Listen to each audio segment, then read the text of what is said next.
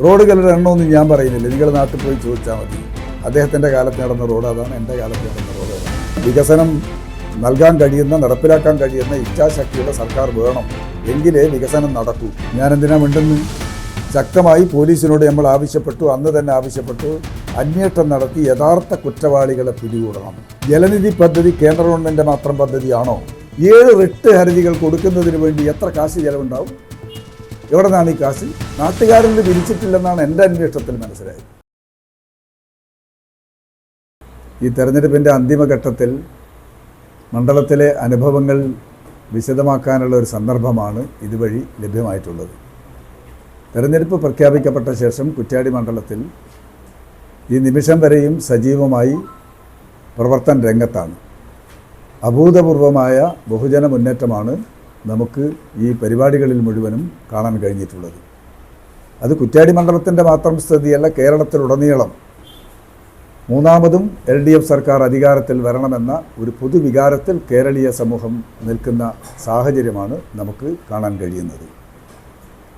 ഒന്നാം പിണറായി സർക്കാർ തുടക്കം കുറിച്ച വികസന പ്രവർത്തനങ്ങൾക്ക് തുടർച്ചയുണ്ടായത് തുടർഭരണം കൊണ്ടാണ്. ഇപ്പോൾ കേരളത്തിലെ കഴിഞ്ഞകാല രാഷ്ട്രീയ അനുഭവങ്ങളിൽ വെച്ച് പരിശോധിക്കുമ്പോൾ തുടർഭരണം കൊണ്ട് മാത്രമേ തുടർ വികസനം ഉണ്ടാകൂ എന്ന് കേരളത്തിലെ ജനങ്ങൾക്ക് ബോധ്യമായിരിക്കുന്നു. അപ്പോൾ 10 വർഷക്കാലമുള്ള ഈ വികസന തുടർച്ച തുടരണമെങ്കിൽ പിണറായി സർക്കാരിന് തുടർച്ചയുണ്ടാകണം, LDF സർക്കാരിന് തുടർച്ചയുണ്ടാകണമെന്ന പൊതുവികാരത്തിൽ കേരളീയ സമൂഹം എത്തിയിരിക്കുന്നു എന്നതാണ് പൊതു അവസ്ഥ. അതിൻ്റെ പ്രതികരണങ്ങൾ നമ്മൾ കുറ്റ്യാടി മണ്ഡലത്തിലും കാണാൻ കഴിയും. കഴിഞ്ഞ 5 വർഷക്കാലം കുറ്റ്യാടി മണ്ഡലത്തിൽ സമാനതകളില്ലാത്ത വികസന പ്രവർത്തനമാണ് നടന്നിട്ടുള്ളത് എന്നത് അഭിമാനകരമാണ്. 1182-81 കോടി രൂപയുടെ വികസന പ്രവർത്തനങ്ങൾ ഈ രംഗത്ത് നടത്താൻ കഴിഞ്ഞിട്ടുണ്ട്. സംസ്ഥാന സർക്കാർ നടത്തുന്ന എല്ലാ വികസന ക്ഷേമ പരിപാടികളും എൻ്റെ മണ്ഡലത്തിൽ നല്ല നിലയിൽ നടപ്പിലാക്കാൻ കഴിഞ്ഞിട്ടുണ്ട്. മുഖ്യമന്ത്രിയുടെ ദുരിതാശ്വാസ നിധിയിൽ നിന്നും 7.5 കോടി രൂപയാണ് ഈ കാലഘട്ടത്തിൽ സാധാരണക്കാരൻ്റെ കൈകളിൽ എത്തിക്കാൻ കഴിഞ്ഞത് എന്നത് എടുത്തു പറയേണ്ട പ്രധാനപ്പെട്ട ഒരു കാര്യമാണ്.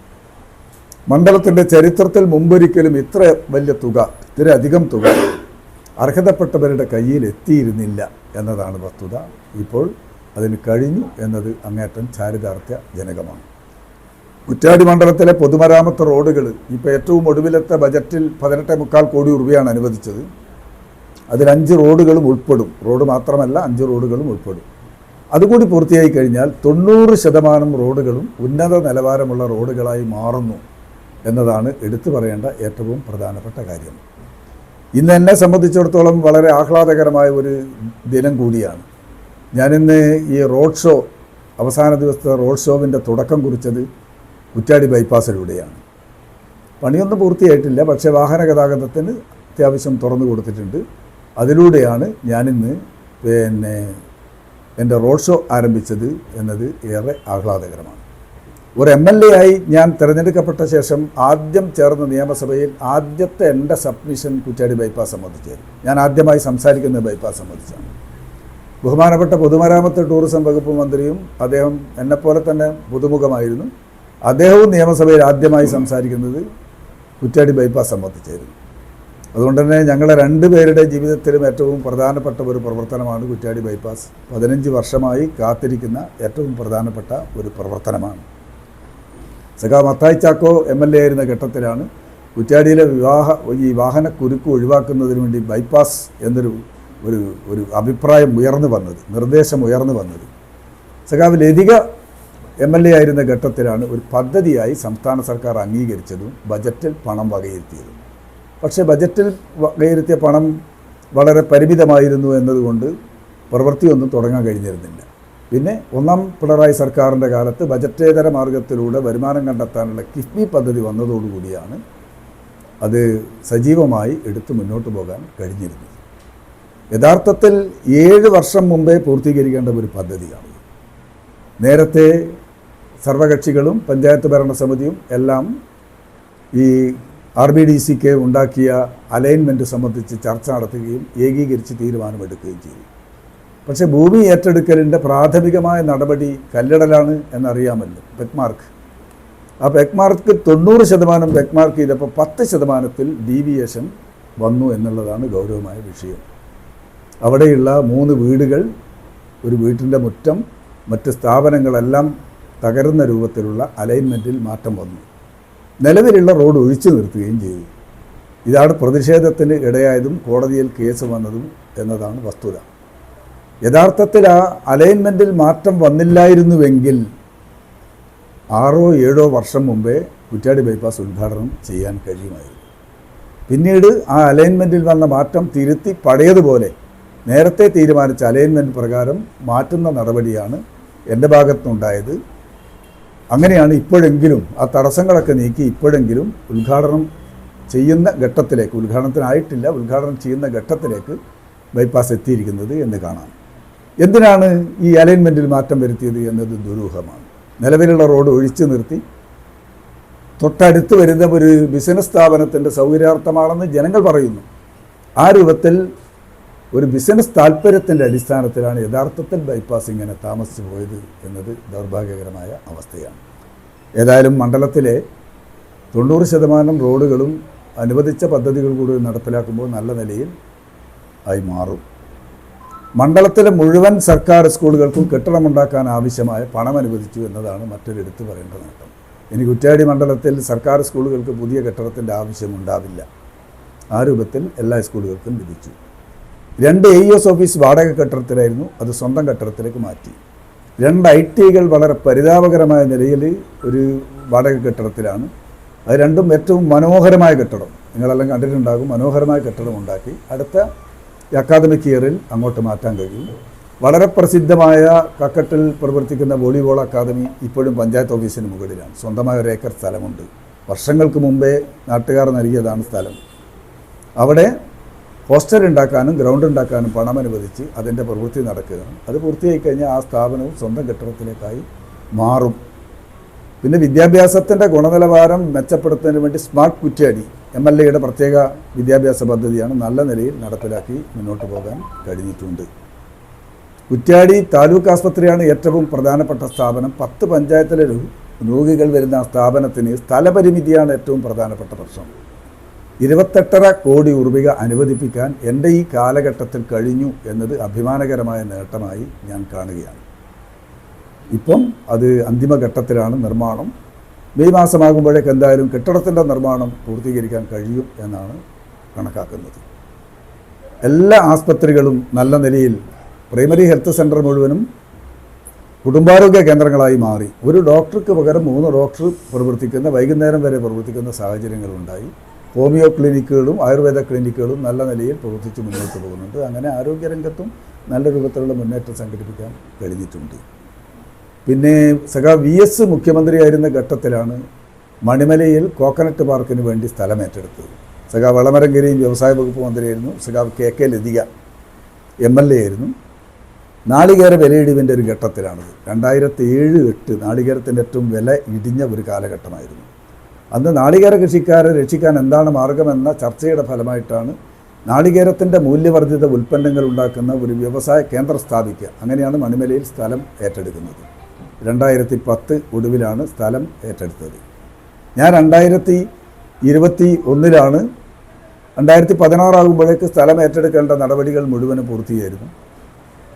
21 ഞാൻ ഏറ്റെടുക്കുമ്പോൾ ഞാൻ സ്ഥാനാർത്ഥിയായി മത്സരിക്കുന്ന ഘട്ടത്തിൽ വേളം നിവാസികളുടെ നിവേദനം എന്തായിരുന്നു എന്ന് പറഞ്ഞാൽ കാട്ടുമൃഗ ശല്യത്തിൽ നിന്ന് ഞങ്ങളെ രക്ഷിക്കണം എന്നതായിരുന്നു. ഞാൻ MLA ആയി ഉടനെ ചെയ്തതെന്ന് പറഞ്ഞാൽ മുഴുവൻ സ്ഥലത്തെയും 116 ഏക്കറിലെയും കാട് വെട്ടിത്തെളിയിക്കാൻ ആവശ്യമായ നടപടികൾ സ്വീകരിക്കുകയാണ് ആദ്യം ചെയ്തത്. ചുറ്റുമതിൽ കെട്ടി, ഗേറ്റ് വെച്ചു, മറ്റ് സംവിധാനങ്ങൾ ചെയ്തു. ഇപ്പം 5 ഏക്കർ സ്ഥലം സംരംഭകർക്ക് കൊടുക്കാൻ പറ്റിയ പാകത്തിൽ മാറ്റം വരുത്താൻ കഴിഞ്ഞിട്ടുണ്ട്. അപേക്ഷ ക്ഷണിച്ചിട്ടുണ്ട് KSIDC. വ്യവസായ സംരംഭകർക്ക് നാളികേരാധിഷ്ഠിത വ്യവസായമോ ഭക്ഷ്യ സംസ്കരണമോ ആയിരിക്കണമെന്ന് മാത്രം. അങ്ങനെ വന്നു കഴിഞ്ഞാൽ അവർക്ക് സ്ഥലം ലഭ്യമാകുന്ന സാഹചര്യം ഇപ്പോൾ മണിമലയിൽ ഉണ്ടായിട്ടുണ്ട്. അതാണ് ഒരു എടുത്തു പറയത്തക്ക നേട്ടമായി കാണുന്നത്. ഒരു ടൂറിസം രംഗത്ത് ഒരു ഡെസ്റ്റിനേഷനായി കുറ്റ്യാടി മാറി എന്നുള്ളതാണ്. നേരത്തെ പയങ്കുറ്റിമല പൂർത്തിയായതാണ് 1ാം പിണറായി സർക്കാരിൻ്റെ കാലത്ത്. ഇപ്പം ലോകനാർകാവ് കൂടി പൂർത്തിയാകുന്നതോടുകൂടി ലോകനാർകാവ് പയങ്കുറ്റിമല പ്രധാനപ്പെട്ട ഒരു കേന്ദ്രമായി മാറുകയാണ്. മലബാറിലെ ആദ്യത്തെ കളരി മ്യൂസിയം വരാൻ പോകുന്നത് അവിടെയാണ്. പഴയൊരു പുതിയോട്ടൽ കൊട്ടാരം പുതുക്കി പണിയുന്നുണ്ട്. അതുകൂടി സ്ഥാപിച്ചു കഴിഞ്ഞാൽ അത് പൂർത്തിയായി മുന്നോട്ട് പോകാൻ കഴിയും. അതുപോലെ മഞ്ചയിൽ കടവ് മണിയൂരിൽ ഉള്ള പ്രധാനപ്പെട്ട ഒരു ടൂറിസം കേന്ദ്രമായി ദിവസം നൂറുകണക്കിന് പേർ സന്ദർശിക്കുന്ന ഒരു കേന്ദ്രമായി മാറിയിട്ടുണ്ട്. ചൊവ്വാപ്പുഴയിലൊരു കേന്ദ്രം തുടങ്ങാൻ പോകുന്നു. ചെരണ്ടത്തൂർ ചിറയിൽ പ്രവൃത്തി ഉദ്ഘാടനം നടത്തിയിട്ടുണ്ട്. മറ്റ് പ്രവർത്തനങ്ങൾ ഇനി നടത്തണം. പ്രധാനപ്പെട്ട കേന്ദ്രമായി മാറുകയാണ്. വടകര മാഹി കനാൽ ഒരു റീച്ച് കൂടി കഴിഞ്ഞാൽ യാഥാർത്ഥ്യമാകും. മൂന്നാമത്തെ റീച്ച് മാത്രമേ ബാക്കിയുള്ളൂ. കുറ്റ്യാടിപ്പുഴയിൽ നിന്ന് ഉപ്പുവെള്ളം കയറാതിരിക്കുന്നതിന് വേണ്ടി ഈ മാങ്ങാമ്പഴി ഷട്ടർ കം ബ്രിഡ്ജ് 11 കോടി രൂപ ചെലവിൽ നിർമ്മിച്ച് പൂർത്തീകരിച്ച് കഴിഞ്ഞു. മാങ്ങാമൊഴി മുതൽ കോട്ടപ്പള്ളി വരെ ബോട്ടിന് സഞ്ചരിക്കാൻ പറ്റുന്ന പാത രൂപത്തിൽ ആഴവും വീതിയും ഒക്കെ കൂട്ടി റെഡിയായിട്ടുണ്ട്. പക്ഷേ കോട്ടപ്പള്ളി പാലത്തിന് ഉയരമില്ല. അതുകൊണ്ട് നിലവിലുള്ള പാലം പൊളിച്ചു മാറ്റി 17.5 കോടി രൂപയുടെ പുതിയ പാലം പണി അവിടെ നടക്കുകയാണ്.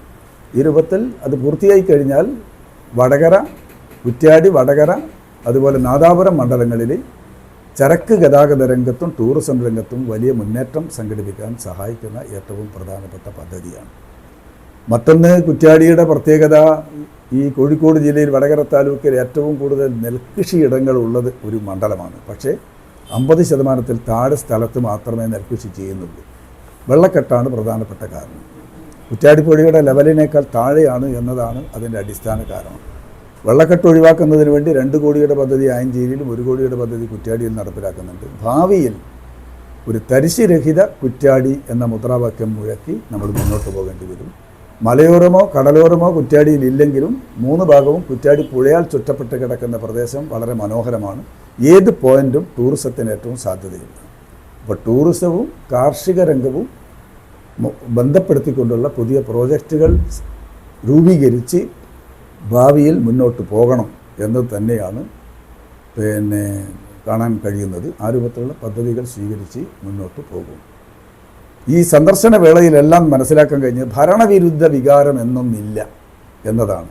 സംസ്ഥാന സർക്കാരിൻ്റെതായാലും മണ്ഡലത്തിലേതായാലും വികസനത്തോട് താല്പര്യപൂർവ്വമാണ് എല്ലാ തലത്തിലുമുള്ള, കക്ഷി രാഷ്ട്രീയമൊന്നും അതിനില്ല, എല്ലാ തലത്തിലുമുള്ള സാധാരണ ജനങ്ങൾ നോക്കിക്കാണുന്നത് എന്നത് പ്രത്യേകം എടുത്തു പറയേണ്ട ഒരു കാര്യമാണ്. അതുകൊണ്ട് വളരെ LDFനെ സംബന്ധിച്ചിടത്തോളം വളരെ ആശാവഹമായ ഒരു സാഹചര്യമാണ് കുറ്റ്യാടി മണ്ഡലത്തിലുള്ളത്. ഒരു വൻ മുന്നേറ്റം തന്നെ ഈ തെരഞ്ഞെടുപ്പിൽ LDFന് ഉണ്ടാകുമെന്ന കാര്യത്തിൽ ഒരു സംശയവുമില്ല. ആ രൂപത്തിൽ നിങ്ങളെല്ലാം മണ്ഡലത്തിൽ നിരീക്ഷിക്കുന്നവരാണ്. നിങ്ങൾ പരിശോധിച്ച് കഴിഞ്ഞാൽ നിങ്ങൾക്കെല്ലാം അത് ബോധ്യമാകുന്ന കാര്യവുമാണ്. അതുകൊണ്ട് അത്യുജ്വലമായ വിജയം കുറ്റ്യാടി മണ്ഡലത്തിൽ ഇത്തവണ നേടാൻ കഴിയും. യാതൊരു സംശയവും അക്കാര്യത്തിൽ ഇല്ല.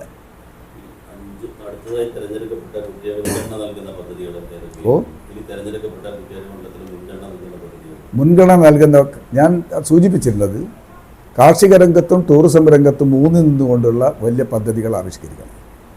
ഏറ്റവും മുൻഗണന നൽകേണ്ടത് 28.5 കോടി രൂപ ചെലവഴിച്ചുകൊണ്ട് നിർമ്മിക്കുന്ന കെട്ടിടം ഉദ്ഘാടനം ചെയ്താലും ആസ്പത്രിയുടെ ഭാഗമാക്കി മാറ്റണമെങ്കിൽ വലിയൊരു പ്രവർത്തനം വേണ്ടി. നിങ്ങൾക്കറിയാലോ, ഒരു കെട്ടിടം മാത്രം പോരല്ലോ.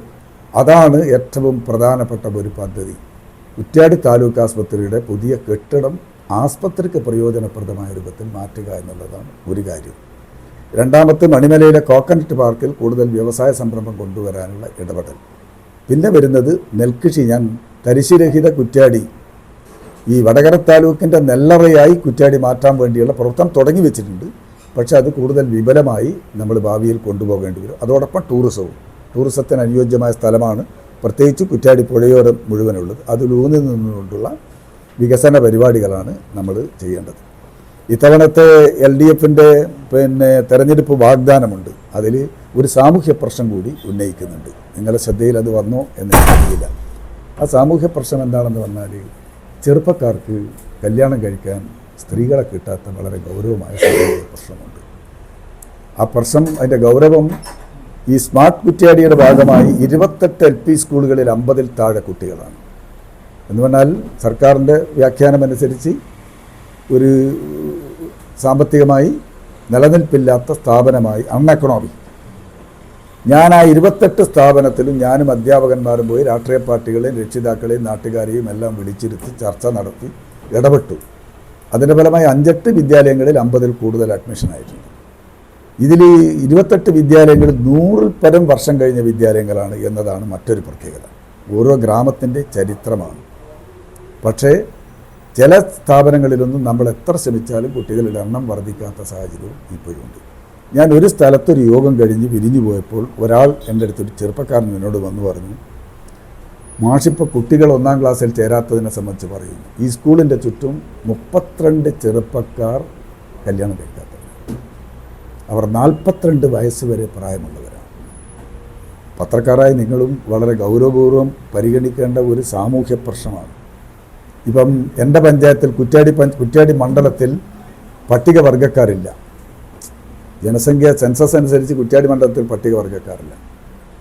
പക്ഷേ 17 പട്ടികവർഗക്കാർ എൻ്റെ കുറ്റ്യാടി പഞ്ചായത്തിൽ ഇപ്പോഴുണ്ട്. സെൻസസ് നടന്നാൽ അവർ പറയോ ജാതി പറയോ എന്നറിയില്ല. എവിടെ നിന്നൊക്കെ കല്യാണം കഴിച്ചുകൊണ്ടിരുന്നത്?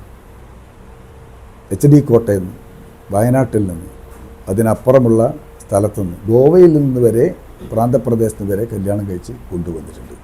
ഇതൊരു വലിയ സാമൂഹ്യ പ്രശ്നമാണ്. 42-45 വയസ്സായിട്ടും കല്യാണം കഴിക്കാത്ത യുവാക്കളുടെ എണ്ണം, നിങ്ങളുടെ അന്വേഷണാത്മക പത്രപ്രവർത്തനം നടത്തുന്ന ആൾ, ഒരു ഊർജ്ജസ്വലമായ ചെറുപ്പക്കാരൻ ഇതൊരു വിഷയമായി ഏറ്റെടുത്ത് പഠിക്കേണ്ട പ്രശ്നമാണ്. അപ്പോൾ മാനിഫെസ്റ്റോവിൽ, കുറ്റ്യാടി മാനിഫെസ്റ്റോവിൽ പറയുന്നത് അത്തരം ആൾക്കാർക്ക് അനുയോജ്യമായ വധുവിനെ കണ്ടെത്താനുള്ള സംവിധാനം ഒരു ഒരു ഒരു പരിപാടിയായിട്ട് പിന്നെ പറയുന്നുണ്ട്.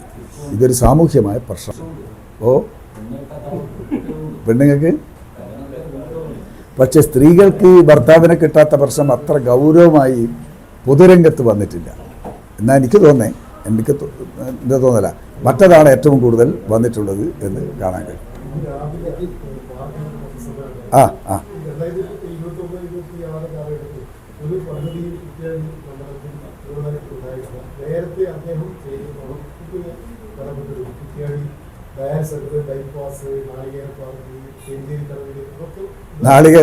നാളികേര പാർക്ക് സഖാവ് KK ലതികയും VS അച്യുതാനന്ദൻ സർക്കാരിൻ്റെ കാലത്താണ് ഭൂമി ഏറ്റെടുത്തത്. പൈതൃകം അവകാശപ്പെട്ട് കഴിഞ്ഞാൽ ആരവകാശപ്പെടണം? വേറൊരു കാര്യം, ജനാധിപത്യത്തിൽ ജനപ്രതിനിധികൾ തുടർച്ചയാണ്. ഒരു ജനപ്രതിനിധി വന്നു കഴിഞ്ഞാൽ മുൻ ജനപ്രതിനിധി തുടങ്ങി വെച്ചതും തുടങ്ങാത്തതുമായ പ്രവർത്തനങ്ങൾ ഏറ്റെടുത്ത് മുന്നോട്ട് കൊണ്ടുപോകേണ്ടി വരും. ഉദാഹരണമായി പറയാം, ഞാൻ MLA ആയി തിരഞ്ഞെടുക്കപ്പെട്ട ശേഷം മണ്ഡലത്തിൽ മുഴുവൻ വർക്കുകളും ഞാൻ അവലോകനം ചെയ്തു, ഉദ്യോഗസ്ഥന്മാർ വിളിച്ച് അവലോകനം ചെയ്തു. അപ്പോഴാണ് കാണുന്നത്, ഒരു ഉദാഹരണം പറയാം. വടകര വില്യാപ്പള്ളി ചേലക്കാട് റോഡ് 2017-18 ബജറ്റ് പ്രസംഗത്തിൽ വടകര താലൂക്കിൽ 2 റോഡുകൾ അനുവദിച്ചു. ഒന്ന് കൈനാട്ടി നാദാപുരം റോഡും ഒന്ന് വടകര വില്യാപ്പള്ളി ചേലക്കാട് റോഡും. 12 മീറ്റർ വീതിയിൽ സൗജന്യം കൊടുക്കണമെന്ന വ്യവസ്ഥയാണ് ഉണ്ടായിരുന്നത്. കൈനാട്ടി നാദാപുരം റോഡ് നാദാപുരം MLAയും രാഷ്ട്രീയ പാർട്ടികളും ചേർന്ന് അന്ന് തന്നെ മുൻകൈയെടുത്ത് പ്രായോഗികമായി വർഷങ്ങൾക്ക് മുമ്പേ നടപ്പിലാക്കി. പക്ഷേ വടകര വില്യാപ്പള്ളി ചേലക്കാട് റോഡിൽ മുൻകൈ എടുക്കാൻ ആരുമുണ്ടായില്ല. ഞാൻ അന്വേഷിച്ചപ്പോൾ കിഫ്ബി പറഞ്ഞു നടപ്പിലാകാത്ത പദ്ധതികളുടെ ലിസ്റ്റിൽ ഉൾപ്പെടുത്തി കഴിഞ്ഞു. അവരെ വർക്കുകൾ നടക്കുന്നത്, നടപ്പാക്കാത്തത്, നടക്കാത്ത. ഞാനും സഖാവ് വിജയേട്ടനും പോയി മുഖ്യമന്ത്രിയെ കണ്ട് നിവേദനം സമർപ്പിച്ച് ഞങ്ങൾ എന്തായാലും നടപ്പിലാക്കും, ഞങ്ങൾക്ക് അവസരം തരണം എന്ന് പറഞ്ഞതിൻ്റെ ഭാഗമായിട്ടാണ് ഞങ്ങൾ ആ പ്രവർത്തനം തുടങ്ങിയത്. 3 മണ്ഡലത്തിലെയും MLAമാർ ചേർന്നുകൊണ്ട് സർവകക്ഷികളെ വിളിച്ചു, ജനപ്രതിനിധികളെ വിളിച്ചു, കമ്മിറ്റി ഉണ്ടാക്കി, വീട് വീടാന്തരം കയറി കൺസെൻറ്റ് വാങ്ങി. 3.5 വർഷക്കാലമാണ് എടുത്തത്. കൺസെൻറ്റ് വാങ്ങാൻ തുടങ്ങിയപ്പോൾ ആക്ഷൻ കമ്മിറ്റി വന്നു, കേസ് വന്നു, പത്രസമ്മേളനം വന്നു. നിങ്ങൾക്കറിയാമല്ലോ. ആ എതിർപ്പുകളൊന്നും വകവെക്കാതെ തന്നെ, പക്ഷെ അവരുടെ ഡിമാൻഡ്, ന്യായമായ ഡിമാൻഡ് ഞങ്ങൾ അംഗീകരിച്ചു. മതിൽ പൊളിക്കുമ്പോൾ മതിൽ കെട്ടിക്കൊടുക്കണം, പീടിക മുറിച്ച് കഴിഞ്ഞാൽ റിപ്പയർ ചെയ്യണം. രണ്ടും എസ്റ്റിമേറ്റിൽ ഉൾപ്പെടുത്തിക്കൊണ്ട് പുതിയ ഉത്തരവ്. മുഖ്യമന്ത്രിക്ക് ഞാനാണ് നിവേദനം കൊടുത്തത്. എൻ്റെ നിവേദനത്തിൻ്റെ അടിസ്ഥാനത്തിൽ തന്നെയാണ് ഉത്തരവ് വന്നതും. അത് എല്ലാം നിങ്ങൾക്ക് കാണാൻ കഴിയുന്നതാണ്. അങ്ങനെയാണ് ഇപ്പം പ്രവൃത്തി. കുറേ പേർ അതോടുകൂടിയാണ് അനുകൂലിക്കാൻ കഴിഞ്ഞത്. അങ്ങനെ ആണ് ഇപ്പം 85% കൺസെൻറ്റ് കിട്ടിയപ്പോൾ ടെൻഡർ ഇതിപ്പോൾ ഒരാളെങ്കിലും എടുക്കുന്നു. പക്ഷേ വർക്ക് നടക്കുന്നത് കുറ്റ്യാടി നാദാപുരത്ത് മാത്രമാണ്. 5 വിളക്ക് മുതൽ അങ്ങോട്ട് എടുക്കണമെന്ന് തീരുമാനിച്ച് വടകര മണ്ഡലത്തിൽ നടന്നില്ല. നടക്കാത്തത് കൊണ്ട് അവരെയും വെയിറ്റ് ചെയ്ത് നിന്ന് ഞങ്ങളെ പ്രവർത്തനം നടക്കാതെ പോകുക എന്നതുകൊണ്ട് 1-ാം ഘട്ടം എന്നുള്ള രൂപത്തിൽ ഞങ്ങൾ ടെൻഡർ ചെയ്ത് അങ്ങോട്ട് മുന്നോട്ട് പോവുകയാണ് ചെയ്തത്. വടകര മണ്ഡലത്തിൽ ആ മുൻകൈ ഉണ്ടായില്ല എന്ന വസ്തുത നമ്മുടെ മുമ്പിലുണ്ട്. 2017-18 58 കോടി രൂപ അനുവദിച്ചിട്ട് എന്തേ നടപ്പിലാക്കാതിരുന്നത്? ആരാണ് അതിന് ഉത്തരവാദി? അപ്പുറം കൈനാട്ടി നാദാപുരം റോഡ് നടന്നു, വടകര വില്യാപ്പള്ളി ചേലക്കാട് റോഡ് നടന്നില്ല. അവകാശവാദം ഉന്നയിക്കുന്നവർ അവർ പറയട്ടെ, എന്താ അതിന് കാരണം? കുറ്റ്യാടി ബൈപ്പാസ് മത്തായി ചാക്കോൻ്റെ കാലത്താണ്. ഞാൻ നേരത്തെ പറഞ്ഞത് വീണ്ടും ആവർത്തിക്കേണ്ട കാര്യമില്ല. എല്ലാവർക്കും അവരവരുടേതായ പങ്കുണ്ടാകാം. പക്ഷേ അലൈൻമെൻറ്റ് മാറ്റി എന്തിന്? അത് നിങ്ങൾക്കറിയാത്തതുകൊണ്ട് നിങ്ങൾ ചോദിച്ചിട്ടുണ്ടാവില്ല. സന്ദർഭം കിട്ടിയാൽ ചോദിച്ചോളൂ, എന്തിനാണ് അലൈൻമെൻറ്റ് മാറ്റിയത്? ആർക്ക് വേണ്ടിയാണ് അലൈൻമെൻറ്റ് മാറ്റിയത്? അതിൻ്റെ ഫലമായിട്ടാണ് ആ പ്രവൃത്തി ഇത്രയും താമസിച്ചില്ലെങ്കിൽ നേരത്തെ തന്നെ ഉദ്ഘാടനം ചെയ്യാൻ കഴിയുന്ന ഒരു പ്രവൃത്തിയായിരുന്നു. പിന്നെ ഞാൻ എന്തെങ്കിലും വികസന പ്രവർത്തനം നടത്തണോ എന്നത് ഒരു തർക്കപ്രശ്നമായിട്ടൊന്നും എടുക്കേണ്ടതില്ല. ജനങ്ങൾ തീരുമാനിക്കട്ടെ ഞാനെന്ത് നടത്തിയില്ല എന്ന്. അതല്ലേ ഇപ്പം 21 നടക്കാൻ പോകുന്ന ഇപ്പോൾ തെരഞ്ഞെടുപ്പ്. അതിൻ്റെ ഭാഗമായി ജനങ്ങൾ തീരുമാനിക്കും. ഇനി പത്രക്കാരായ നിങ്ങൾ എൻ്റെ മണ്ഡലത്തിലൊന്ന് സഞ്ചരിച്ച് നിങ്ങൾ പറ. 10 കൊല്ലമായി 2010 അനുവദിച്ച 2 ITകളുണ്ട്. നിങ്ങളതിൻ്റെ ശോചനീയാവസ്ഥ കാരണം വില്യാപ്പള്ളിയിലും മണിയൂരും വാടക കെട്ടിടത്തിലും. IT എന്നതിൻ്റെ ഏറ്റവും പ്രധാനപ്പെട്ട സ്ഥാപനമല്ല. ക്യാമ്പസ് ഇല്ല, ലാബില്ല, സൗകര്യമില്ല, വർക്ക്ഷോപ്പില്ല, എല്ലാം ഇടുങ്ങിയ മുറി. ഇപ്പം നിങ്ങൾ നോക്ക്, അതിനും അവകാശവാദം ഉന്നയിക്കുന്നില്ല. എനിക്കതിലൊന്നും ആക്ഷേപമില്ല. അവകാശവാദം തെരഞ്ഞെടുപ്പല്ലേ, തെരഞ്ഞെടുപ്പിൽ പിന്നെ ന്യായീകരണം കണ്ടെത്താനും മുന്നിൽ നിൽക്കാനും വേണ്ടി അവകാശവാദങ്ങളൊക്കെ ഉന്നയിക്കുന്ന രീതിയുണ്ട്. അതിലെനിക്ക് വിരോധമൊന്നുമില്ല, അങ്ങനെ ആർക്കും അവകാശവാദം ഉന്നയിച്ച് മുന്നോട്ട് പോകുന്നത്. പിന്നെ ഇതൊക്കെ തുടർച്ചയാണ് നമ്മൾ കാണണം. സർക്കാർ ഫണ്ട് അനുവദിച്ചുകൊണ്ട് മാത്രം കാര്യമുണ്ടോ? ഞാൻ 21 വർഷം തദ്ദേശഭരണ സ്ഥാപനത്തിൽ പ്രവർത്തിച്ച ഒരാളാണ്. ഗ്രാമപഞ്ചായത്ത് മുതൽ ജില്ലാ പഞ്ചായത്ത് പ്രസിഡന്റ് വരെ. എനിക്കറിയാം ഫണ്ട് കിട്ടിക്കഴിഞ്ഞാൽ എങ്ങനെ വിനിയോഗിക്കണം, എവിടെ തടസ്സം എങ്ങനെ മാറ്റണം, അതെങ്ങനെ മുന്നോട്ട് പോകണമെന്ന് എനിക്ക് അനുഭവമുണ്ട്. ഈ 21 വർഷക്കാലത്തെ ആ പ്രവർത്തനത്തിനിടയിൽ എനിക്ക് നല്ല അനുഭവമുണ്ട്. ഫണ്ട് വാങ്ങിയതുകൊണ്ടൊന്നും മാത്രം കാര്യമില്ല. ഫണ്ട് വാങ്ങി സൂക്ഷിക്കാൻ ആർക്കും കഴിയും. അത് കുറച്ച് കഴിയുമ്പോൾ നഷ്ടപ്പെടുകയും ചെയ്യും. ഫണ്ട് കിട്ടിക്കഴിഞ്ഞാൽ അത് ത്വരിതഗതിയിൽ നടപ്പിലാക്കാൻ കഴിയണം. ഈ പറയുന്ന ഫണ്ടൊക്കെ കിട്ടിയിട്ടെന്ത്? 1ാം പിണറായി സർക്കാരിൻ്റെ ഒരു പ്രത്യേകതയുണ്ട്, അതും നിങ്ങൾ കാണേണ്ടതാണ്. വികസന ക്വത്തിൻ്റെ ഒരു കാലഘട്ടമാണ്. ഒരു മണ്ഡലം MLA എന്തൊക്കെ ആവശ്യപ്പെട്ടോ, 140 മണ്ഡലങ്ങളിലും ഏറ്റവും കൂടുതൽ ആവശ്യപ്പെട്ടവർക്ക് ഏറ്റവും കൂടുതൽ ഫണ്ട് കിട്ടി. അതിൽ വൈമുഖ്യം പ്രകടിപ്പിച്ചവർക്ക് അങ്ങനെ കിട്ടിയില്ല. കുറ്റ്യാടിയൊന്നും അധികം ആവശ്യപ്പെട്ടില്ല. അതുകൊണ്ടാണ് വൻകിട പദ്ധതികളൊന്നും വരാതെ പോയത്. വന്ന പദ്ധതികൾക്ക് പണം അനുവദിച്ചിട്ട് നടപ്പിലാക്കിയുമില്ല. ഏത് നടപ്പിലാക്കി? കുട്ടോത്തട്ടക്കുണ്ട് കടവിന് കിഫ്ബി ഫണ്ടാണ്, നടപ്പിലാക്കിയോ? വടകര വില്യാപ്പള്ളി ചേലക്കാട് റോഡിന് കിഫ്ബി ഫണ്ടാണ്, നടപ്പിലാക്കിയോ? കുറ്റ്യാടി ബൈപ്പാസിന് കിഫ്ബി ഫണ്ടാണ്, നടപ്പിലാക്കിയോ? ഏത് നടപ്പിലാക്കി? സംസ്ഥാന സർക്കാർ പണം അനുവദിച്ചിട്ടുണ്ട് ഒരു വിവേചനവും കൂടാതെ. അത് നടപ്പിലാക്കാൻ തയ്യാറായില്ല എന്നുള്ളതാണ് ഗൗരവമായ വിഷയം. ഞാൻ ആ പ്രവർത്തനമൊക്കെ ഏറ്റെടുത്ത് നടപ്പിലാക്കിയിട്ടുണ്ട്. ഞാൻ നടപ്പിലാക്കേണ്ട എൻ്റെ ചുമതലയല്ലേ MLA എന്നുള്ള രൂപത്തിൽ. അനുവദിച്ച ഫണ്ട് മുഴുവനും കുറ്റ്യാടിക്ക് പ്രയോജനപ്പെടുത്താൻ ഫലപ്രദമായി ഞാൻ ഇടപെട്ടിട്ടുണ്ട്. റോഡുകളുടെ എണ്ണമൊന്നും ഞാൻ പറയുന്നില്ല, നിങ്ങൾ നാട്ടിൽ പോയി ചോദിച്ചാൽ മതി. അദ്ദേഹത്തിൻ്റെ കാലത്ത് നടന്ന റോഡ് അതാണ്, എൻ്റെ കാലത്ത് നടന്ന റോഡ് അതാണ്, അദ്ദേഹത്തിൻ്റെ കാലത്ത് നടന്ന പ്രവർത്തനം. ഇനി 28.5 കോടി രൂപ കുറ്റ്യാടി ബൈപ്പാസിൻ്റെ ആണ് പറയുന്നതെങ്കിൽ 2024 ടെൻഡർ ചെയ്തു. 2024 ആരാ MLA?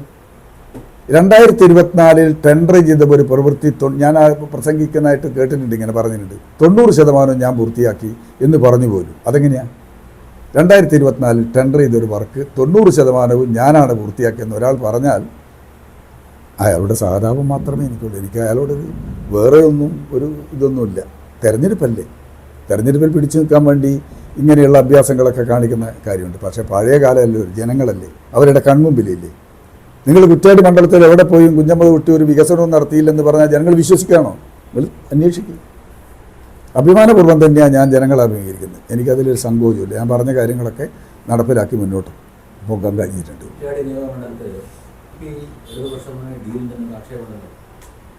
എനിക്കതറിയില്ല.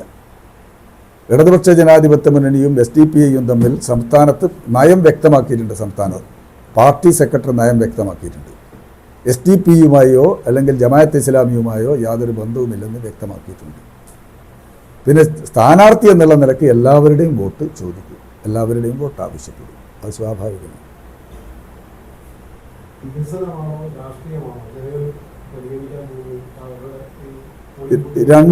രണ്ട് പ്രശ്നങ്ങളും പരിഗണിക്കും.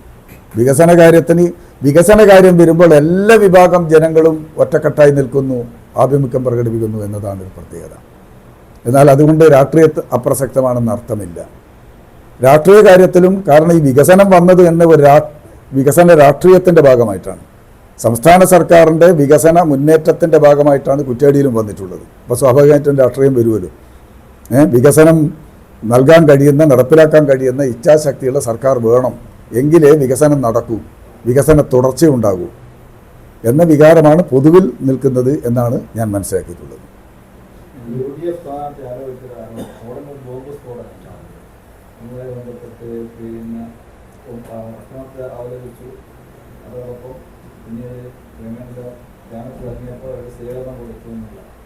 മന്ത്രിയെ കല്ലെറിഞ്ഞവർക്ക് സ്വീകരണം കൊടുത്തിട്ടുണ്ടോ? ഞാൻ ചോദിക്കട്ടെ, മന്ത്രിയെ ആക്രമിച്ച് ജയിലിൽ കിടന്നവർ പുറത്തു വന്നപ്പോൾ സ്വീകരണം കൊടുത്തിരുന്നോ? എനിക്കറിയാൻ ചോദിക്കാം, സ്വീകരണം കൊടുത്തിരുന്നു. ആരെങ്കിലും സ്വീകരണം കൊടുത്തോ ഇല്ലയോ എന്ന് എനിക്കറിയില്ല. അപ്പം അതൊക്കെ സാധാരണ രാഷ്ട്രീയ രംഗത്ത് നിൽക്കുന്ന സാധാരണ ചോദ്യങ്ങൾ മാത്രമാണ്. അല്ലാതെ ഗൗരവതരമായ ഒരു ക്രമസമാധാന പ്രശ്നവും ഇപ്പോൾ കുറ്റ്യാടി മണ്ഡലത്തിലോ കേരളത്തിലോ കോഴിക്കോട്ടോ ഇല്ല എന്നത് വസ്തുതയാണ്. പഴയതിലേക്കൊന്നും പറയാൻ ഞാൻ ആഗ്രഹിക്കുന്നില്ല. നമ്മൾ ഓർമ്മിക്കാൻ പോലും ആഗ്രഹിക്കാത്ത ഒരുപാട് പ്രശ്നങ്ങൾ നടന്ന നാടാണ് ഈ വടകര താലൂക്ക്. ഞാനത് പറയേണ്ടതില്ലല്ലോ. അതൊക്കെ ആരെ ഭരണത്തിലാണ്, ഏത് ഭരണത്തിലാണ് നടന്നത്?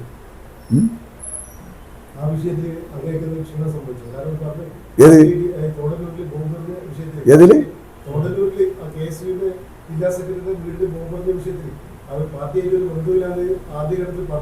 പാർട്ടിയായിട്ടൊരു ബന്ധവുമില്ല. കാരണം പാർട്ടിക്ക് സുവ്യക്തമായ നിലപാടുണ്ട്. ഒരു വ്യക്തിയുടെ അവസാനത്തെ അഭയകേന്ദ്രമാണ് വീട്. ഒരു കാരണവശാലും വീട്ടിന് നേരെ ആക്രമിക്കാൻ പാടില്ല. വീട്ടിലുള്ള ഏതെങ്കിലും ഒരു അംഗം കുറ്റം ചെയ്തിട്ടുണ്ടെങ്കിൽ അവിടെയുള്ള ബാപ്പയോ ഉമ്മയോ വൃദ്ധരോ കുട്ടികളോ ഉത്തരവാദികളല്ല. അതുകൊണ്ട് ഒരു കാരണവശാലും നേരത്തെ തന്നെ ഒരു സംഭവമായിട്ട് ബന്ധപ്പെട്ട് പാർട്ടി വ്യക്തമാക്കിയാണ്, വീടുകളുടെ അക്രമത്തെ ഒരു കാരണവശാലും പാർട്ടി അംഗീകരിക്കില്ല. അതാര് ചെയ്താലും അംഗീകരിക്കില്ല എന്നുള്ള പൊതു നിലപാടാണ്. അതിപ്പോഴും അതേ നിലപാട് തന്നെയാണ്. വീട് ആക്രമിക്കുന്ന നിലപാടുകളോട് യോജിക്കാൻ കഴിയില്ല.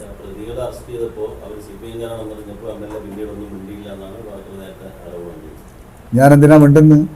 ശക്തമായി പോലീസിനോട് നമ്മൾ ആവശ്യപ്പെട്ടു, അന്ന് തന്നെ ആവശ്യപ്പെട്ടു, അന്വേഷണം നടത്തി യഥാർത്ഥ കുറ്റവാളികളെ പിടികൂടണം. യഥാർത്ഥ കുറ്റവാളികളെ പിടികൂടണം എന്നാണ് സാധാരണ പറയുക. കുറ്റവാളികളാണോ ഇല്ലയോ എന്ന് കോടതിയാണ് തീരുമാനിക്കേണ്ടത്. അപ്പം അന്വേഷിച്ച് കുറ്റവാളികളെ പിടികൂടണം എന്ന് പറയും. പോലീസ് മാതൃകാപരമായ രൂപത്തിലുള്ള പ്രവർത്തനം അക്കാര്യത്തിൽ നടത്തിയിട്ടുണ്ടെന്നാണ്. ഇത് മാത്രമല്ല, കേരളത്തിൽ കുറ്റം ചെയ്താൽ ആർക്കെങ്കിലും രക്ഷപ്പെടാൻ കഴിയുമോ? പണ്ട് കാലത്ത് ശരിയായിരുന്നു, ഇപ്പം ആർക്കെങ്കിലും കഴിയുമോ? പോലീസ് അങ്ങ് ഉണർന്ന് പ്രവർത്തിച്ചു കഴിഞ്ഞാൽ ഏത് പ്രതിയെയും, പഴയതുപോലെയല്ലല്ലോ, പുതിയ കാലഘട്ടത്തിൽ ശാസ്ത്രീയമായ സമീപനം സ്വീകരിച്ച് പിടിക്കുന്നവരാണ്. അങ്ങനെ ശ്രദ്ധേയമായ രൂപത്തിൽ പോലീസ് നടപടികൾ സ്വീകരിച്ചാൽ പിന്നെ MLA എന്തിനൊരു അഭിപ്രായം പറയുന്നു? MLA പറയേണ്ട അവസരത്തിൽ പറഞ്ഞിട്ടുണ്ട്. ഒരു പ്രശ്നവുമില്ല, ഒരു പ്രശ്നവുമില്ല. പാർട്ടിയുടെ നിലപാട് സുവ്യക്തമാണ്. അതുകൊണ്ട് ഈ തെരഞ്ഞെടുപ്പിൽ ഒരു പ്രശ്നമേ ആയിരിക്കില്ല. യാതൊരു സംശയവും അക്കാര്യത്തിലില്ല. എല്ലാ തെരഞ്ഞെടുപ്പുകളിലും ക്രമസമാധാന പ്രശ്നം ഉയർത്തി തെരഞ്ഞെടുപ്പ് ക്യാമ്പയിൻ നടത്തുന്ന രീതിയാണ് UDF-നുണ്ടായിരുന്നത്. ഞാൻ 77 മുതൽ തെരഞ്ഞെടുപ്പിൽ പങ്കെടുക്കുന്ന ഒരാളാണ്. 77 എന്ന് പറഞ്ഞാൽ അടിയന്തരാവസ്ഥയിൽ അയവ് വരുത്തിയ തെരഞ്ഞെടുപ്പിലാണ് ആദ്യം ഞാൻ പങ്കെടുത്തത്. അതുമുതൽ ഇങ്ങോട്ടുള്ള അനുഭവങ്ങൾ എനിക്ക് പറയാൻ കഴിയും. പക്ഷേ ഇത്തവണ അങ്ങനെ ഒരു ആക്ഷേപം ഉന്നയിക്കുന്ന ഒരു സാഹചര്യവും കേരളത്തിലില്ല. 10 വർഷത്തിനിടയിൽ ഒരു വർഗീയ കലാപം ഉണ്ടായില്ല, ജാതീയ സംഘർഷം ഉണ്ടായില്ല, എടുത്തു പറയത്തക്ക ക്രമസമാധാന പ്രശ്നമില്ല. അതിനു മുമ്പേ അങ്ങനെയാണോ? എണ്ണിയാൽ തീരാത്ത ക്രമസമാധാന പ്രശ്നം നമ്മളിവിടെ ഈ വടകര താലൂക്കിൽ മുഴുവനുമില്ലേ? അതുകൊണ്ട് ഇപ്പം ക്രമസമാധാന പ്രശ്നം ഉന്നയിക്കാൻ ഒരു ചാൻസ് ഇല്ല. ഇതൊരു നിമിത്തമായി ഇപ്പം ക്രമസമാധാന പ്രശ്നം ഉയർത്തുന്നു എന്ന് മാത്രമേ ഉള്ളൂ. അല്ലാതെ നിങ്ങൾക്ക് തന്നെ അറിയാമല്ലോ എന്ത് ക്രമസമാധാന പ്രശ്നവും ഗൗരവമായ പ്രശ്നവുമാണ് കുറ്റ്യാടി മണ്ഡലത്തിലായാലും വടകര താലൂക്കിലായാലും ഉള്ളത്. പൂർണ്ണ സമാധാനം, കാര്യത്തിൽ യാതൊരു തർക്കവുമില്ല. പോലീസ് ഏറ്റവും ഫലപ്രദമാണ് എന്ന് പറയുമ്പോൾ തന്നെ LDF നൽകിയൊരു പരാതിയായിരുന്നു കാഫിർ സ്ക്രീൻഷോട്ടുമായിട്ട് ബന്ധപ്പെട്ട് LDF നൽകിയൊരു പരാതിയായിരുന്നു. ആ കേസ് ഇപ്പോൾ പ്രതികളിലേക്ക് എത്തിയില്ല എന്ന് പറഞ്ഞു അവസാനിപ്പിക്കാൻ വേണ്ടി പോലീസ് കോടതിയിൽ റിപ്പോർട്ട്. എനിക്കതിനെ സംബന്ധിച്ച് അറിയില്ല. ഞാൻ മനസ്സിലാക്കുന്നത് അന്വേഷണം നടക്കുന്നുണ്ട് എന്നാണ് എൻ്റെ അറിവ്. എനിക്കതിൽ കൂടുതൽ അറിയില്ല.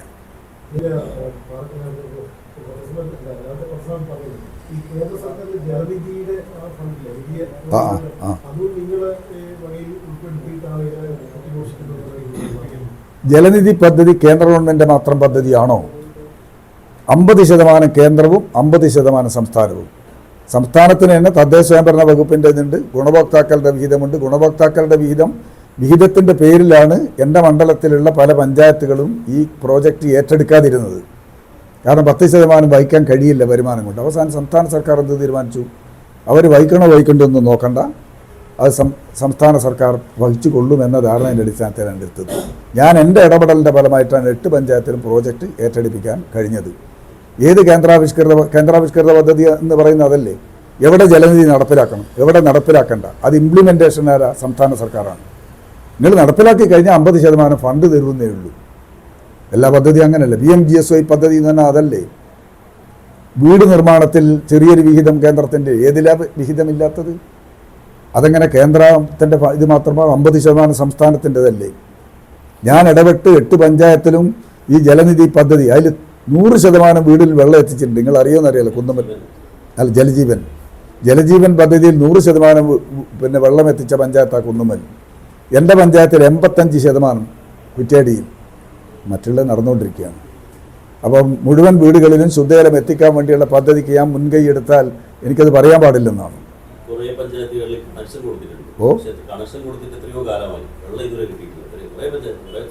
കുന്നുമ്മലും കുറ്റ്യാടിയും അനുഭവമില്ല. കുറ്റ്യാടിയിൽ ഇപ്പം 15% ഞാൻ വെച്ചതെന്ന് പറഞ്ഞാൽ നെട്ടൂർ എന്ന് പറയുന്ന പ്രദേശത്ത് കുന്നുണ്ട്, അതിനിപ്പോൾ 1 കോടി രൂപ പാസ്സായി കൊടുത്തിട്ടുണ്ട്. ഞാൻ താഴെ ടാങ്കിൽ ശേഖരിച്ച് പ്രത്യേക പമ്പ് വെച്ച് കുന്നിൻ്റെ മുകളിൽ കൊണ്ടുപോകുന്ന പദ്ധതി. അതുകൊണ്ട് ജലജീവൻ പദ്ധതി അങ്ങനെ കേന്ദ്രത്തിനോട് വലിയ മമത തോന്നുന്ന ആരെങ്കിലും ഉണ്ടെങ്കിൽ പറഞ്ഞോട്ടെ, എനിക്കതിൽ എതിർപ്പൊന്നുമില്ല. പക്ഷേ ജലജീവൻ പദ്ധതി കേന്ദ്ര സംസ്ഥാന സംയുക്ത പദ്ധതിയാണ്. അത് എവിടെ നടപ്പിലാക്കണ്ടെന്ന് തീരുമാനിക്കുന്നത് സംസ്ഥാന സർക്കാർ തന്നെയാണ്.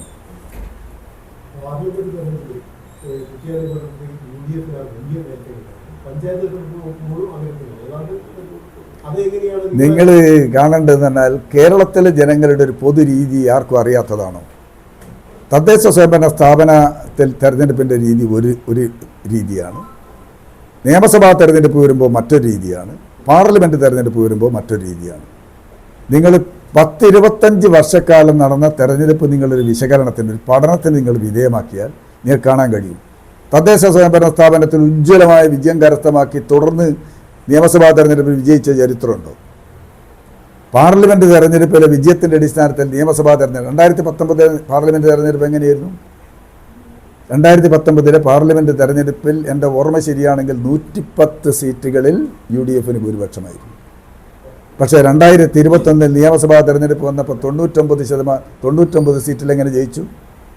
അതൊക്കെ അടിസ്ഥാനരഹിതമായ ഒരു വിഭാഗം വോട്ടർമാർ അങ്ങനെയാണ് കേരളത്തിൽ. ആർക്കറിയാത്തത്? സ്ഥിരമായി വോട്ട് ചെയ്യുന്നവരുണ്ട്, ചാഞ്ചാട്ടമുള്ള വോട്ടർമാരും 1% തദ്ദേശ സ്വയംഭരണ സ്ഥാപന തെരഞ്ഞെടുപ്പിൽ നിർണ്ണയിക്കുന്ന ഘടകം എന്താണെന്ന് പറഞ്ഞാൽ സ്ഥാനാർത്ഥിയുടെ വ്യക്തിത്വമാണ്.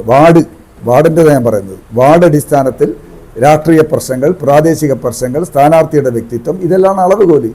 അതിൽ നിങ്ങൾ രാഷ്ട്രീയത്തെക്കാൾ ഉപരിയായിട്ടുള്ള ഒരു സമീപനമാണ് സ്വീകരിക്കാറെന്ന് ആർക്കറിയാത്തത്? അതിൻ്റെ ഫലമായി ചില പഞ്ചായത്തുകൾ കിട്ടിയെന്ന് വരും, ചില പഞ്ചായത്ത് പോയെന്ന് വരും.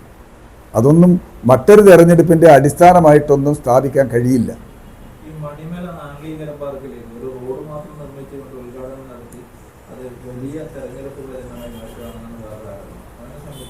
സാധാരണ ഈ ഇൻഡസ്ട്രിയൽ എസ്റ്റേറ്റുകൾ കൊടുക്കുമ്പോൾ ചെയ്യേണ്ട കാര്യം, ഒന്ന് റോഡ്, മറ്റൊന്ന് വൈദ്യുതി, വേറെ ഒന്ന് വെള്ളം, സ്ഥലം നിരപ്പാക്കിയിടുക. ഇതെല്ലാം ചെയ്തിട്ടില്ല. അവിടെ ട്രാൻസ്ഫോമർ സ്ഥാപിച്ച് വൈദ്യുതി അവിടെയില്ലേ? പഴയ കിണറ്റിൽ നിന്ന് വെള്ളമെടുക്കാനുള്ള സൗകര്യമില്ലേ? സ്ഥലം മരം മുഴുവൻ മുറിച്ച് സ്ഥലം ലെവലാക്കിയിട്ടില്ലേ? റോഡ് നിർമ്മിച്ചിട്ടില്ലേ? നിങ്ങൾ അപേക്ഷ കൊടുത്താൽ സംരംഭം തുടങ്ങാൻ ആർക്ക് വേണമെങ്കിൽ സ്ഥലം കിട്ടും. അവർ അപേക്ഷ ക്ഷണിച്ചിട്ടുണ്ടല്ലോ KSIDC. 8 അപേക്ഷ കിട്ടിയിട്ടുണ്ടെന്നാണ് എൻ്റെ അറിവ്. അത്രയേ പറയാൻ കഴിയും. 8 അപേക്ഷ അവർക്ക് കിട്ടിയിട്ടുണ്ട്. അവർ സ്കൂട്ടിന് നടത്തിയല്ലോ ഒന്നും പറയാനാവില്ല. അങ്ങനെ ഒരു സ്ഥാനാർത്ഥിയോട് ചോദിച്ചാൽ മറുപടി കഴിയുമോ? നല്ല ഭൂരിപക്ഷത്തിന്, ഒരു സംശയമില്ല. നിങ്ങൾ കഴിഞ്ഞ തവണത്തെ 333 നിങ്ങൾ നിൽക്കണ്ട. നല്ല ഭൂരിപക്ഷത്തിന് കുറ്റ്യാടിയിൽ ചെയ്യും.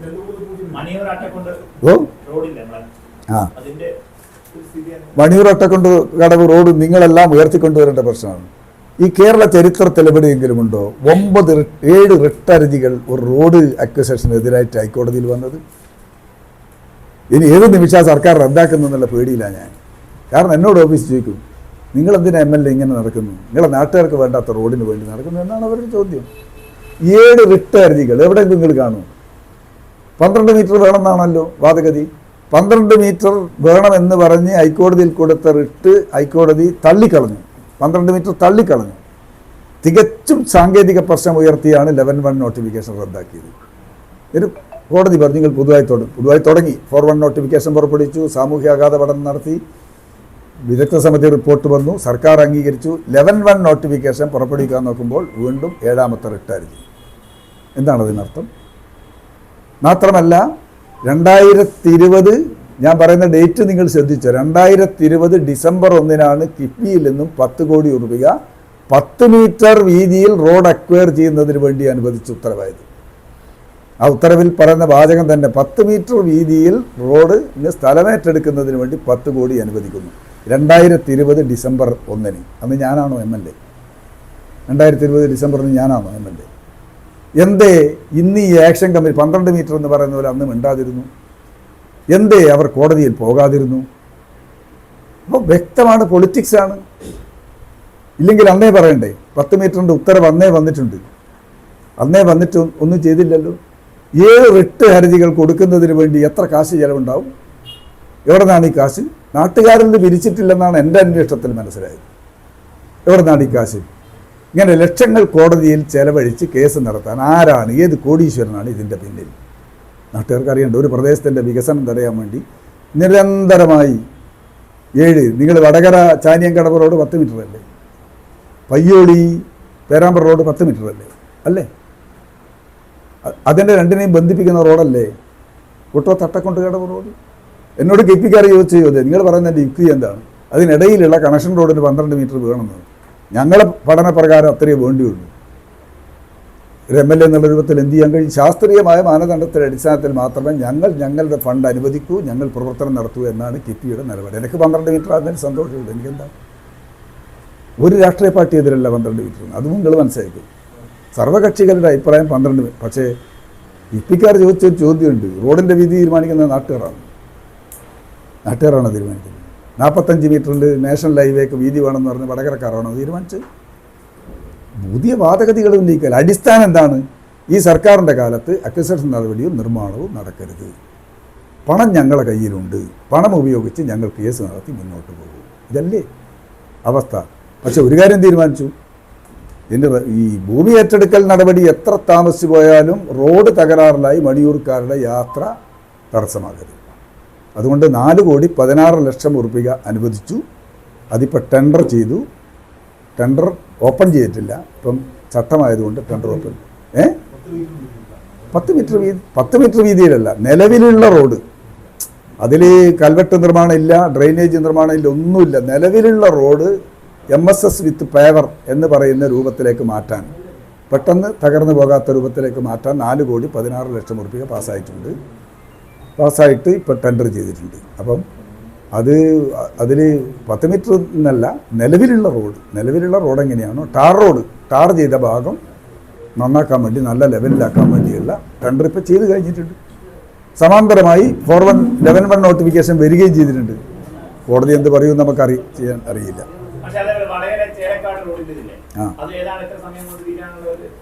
അത് 1.5 വർഷക്കാലമാണ്. എഗ്രിമെൻ്റ് വെച്ചത് മുതൽ 1.5 വർഷക്കാലം സാവകാശം. അതിൽ ഡ്രെയിനേജ് നിർമ്മാണവും കൽവെട്ട് നിർമ്മാണം, അതാണല്ലോ ഏറ്റവും പ്രധാനപ്പെട്ട. അത് വളരെ വേഗതയിൽ നടക്കുന്നുണ്ട്. പൊളിച്ച മതിലുകളൊക്കെ നന്നായിട്ട് കെട്ടിക്കൊടുത്തിട്ടുണ്ട്. നിങ്ങൾ കണ്ടിട്ടുണ്ടാവും. നല്ല മനോഹരമായിട്ട്, ആർക്കും ആക്ഷേപമില്ലാത്ത രൂപത്തിൽ കെട്ടിക്കൊടുത്ത് മുന്നോട്ട് പോകുന്നു. വേഗം പൂർത്തിയാകുമെന്ന്. കൃഷി ഇറക്കിയ സമയത്ത് അതിന് ആവശ്യമായിട്ടുള്ള വെള്ളം കിട്ടുന്നതാണ്.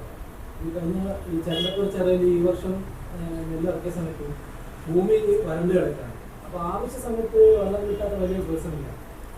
ഇത് ഒരു ആർക്കും സ്ഥിരമായി നിർണയിച്ച് മുന്നോട്ട് പോകാൻ കഴിയാത്ത ഗൗരവമായ വിഷയമാണ്.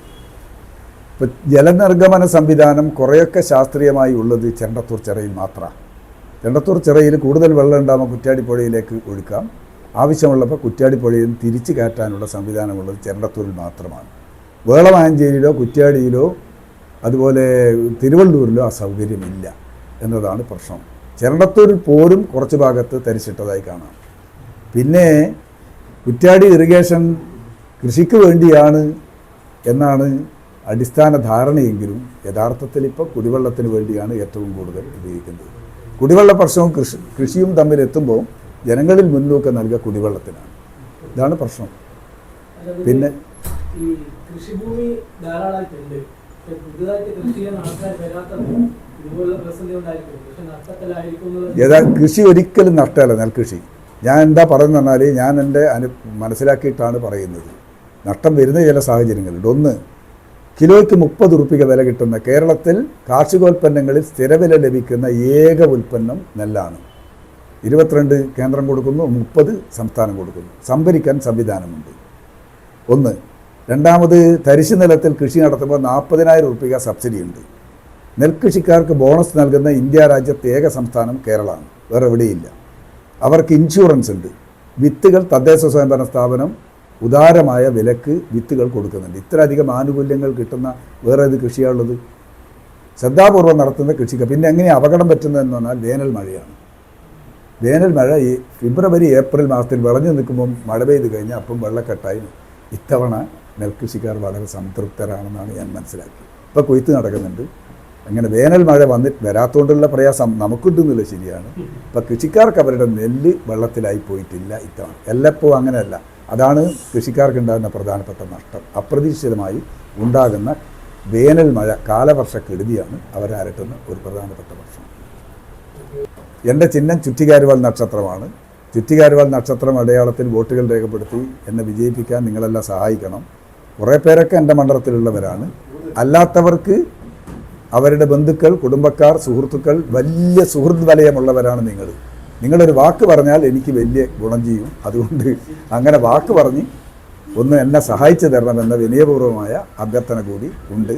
ഏതായാലും ഈ ഒരു സന്ദർഭം ഒരുക്കിയ നിങ്ങൾക്ക് ഒരിക്കൽ കൂടി നന്ദി രേഖപ്പെടുത്തുക. ഇതുപോലെ നല്ല സുന്ദരിയായിരിക്കണം. അപ്പോ കല്യാണ പെണ്ണോ? അത് ചിറ്റപ്പന്റെ ഇഷ്ടം. ഇത് മതിയോ? ചിറ്റപ്പ. പാർക്കോ ഗോൾഡൻ ഡയമണ്ട്സ്,